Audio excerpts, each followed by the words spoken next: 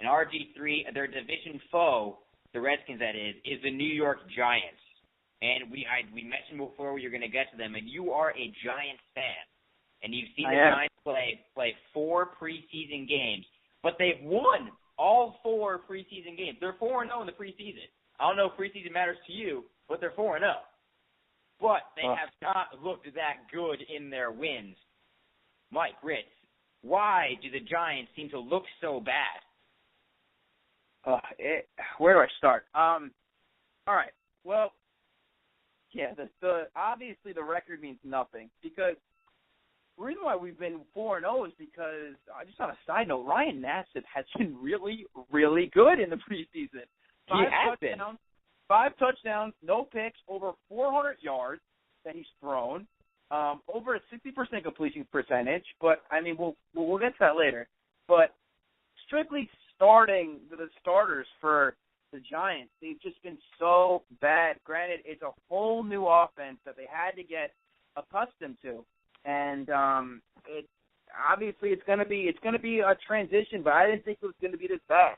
All these talks that the offensive line was going to get a little bit better for us. I mean, Chris Snead definitely retiring didn't help, but the offensive line still isn't giving Eli any time, so it makes him to have a quick decision, and we don't have as many receivers as we need right now.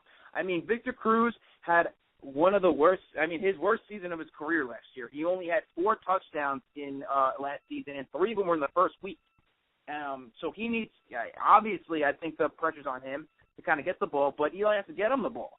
But in this new offense, apparently we're going to have a couple more opportunities for slots. So Victor Cruz is he's supposed to have a big year, but the biggest thing for me, the only positive I can take out of this is Rashad Jennings. I didn't think Rashad Jennings was going to have as big of an impact as he's had so far, and he's going to be our starting running back. And having Rashad Jennings is going to be good because Eli can't throw the ball every time.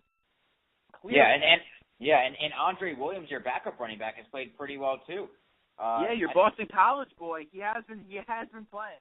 I think your running game has been all right, but I mean, you mentioned Eli Manning. He's coming off his worst statistical season since his rookie year. He led the NFL in interceptions with 27 picks. Yeah. And he only had 18 touchdowns. You look at, and you mentioned the offensive line. You guys might have lost another offensive lineman, Jeff Schwartz, who kind of had a major injury with a dislocated toe, and he might be out for the year. He's going to see a foot specialist. So that's more offensive line problems for you. It's certainly not good, and this is, in my opinion, this is the biggest year for Eli Manning right now, because if he has another bad year, everyone's going to talk about it, and he needs a solid year this year. Not even to completely throw Drew Brees numbers, you know. He just needs to keep the interceptions down and just try to manage the game a little bit better because he didn't do a good job of that last year. No, listen, Eli Manning, he's high risk, high reward. Being a Patriots fan, I've experienced, and you've experienced as a Giants fan, when he plays really well, he can do it in the playoffs. He's a very, very good quarterback. But he also has those moments where it's Eli, what are you doing throwing the ball in that direction? The Brett Favre factor where he just throws it up and then throws a pick.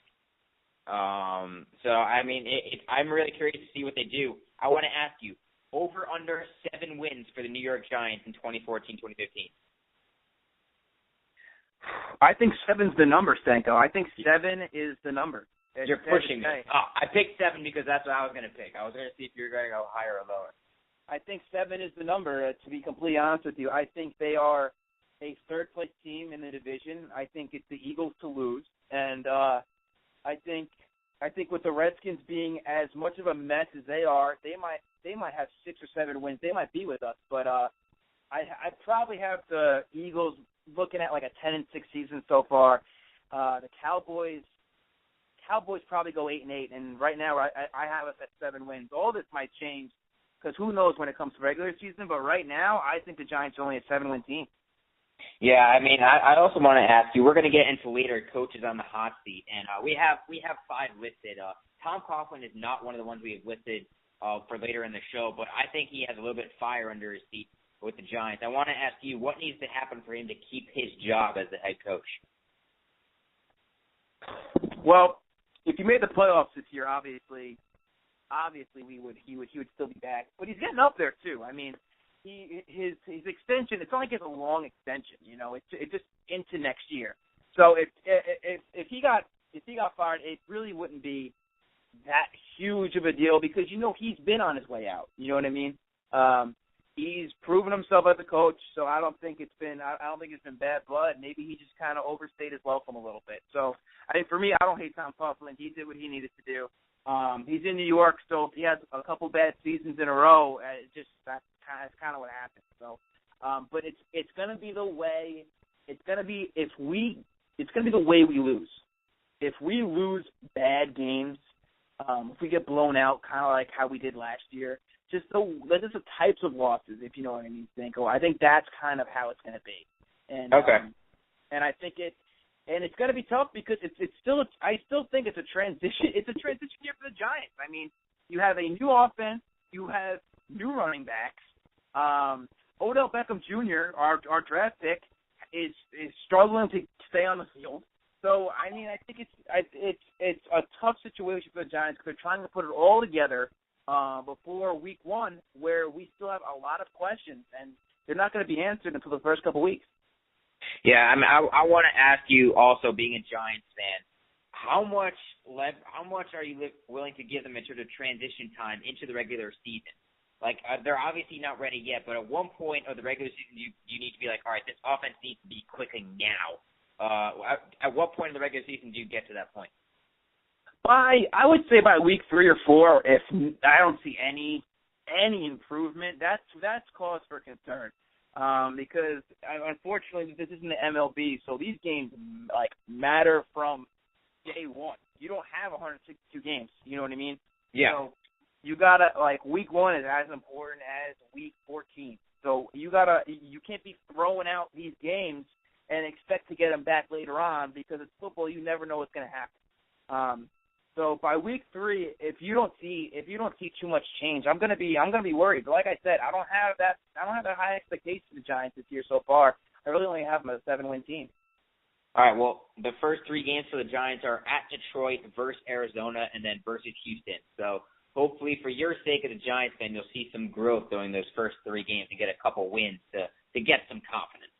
Yeah. In a perfect world, if they go 2-1 in those games, I'm a happy camper.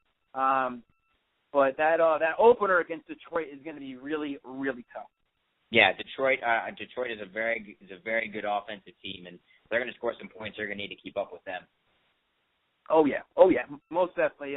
Crossing my fingers on my Giants.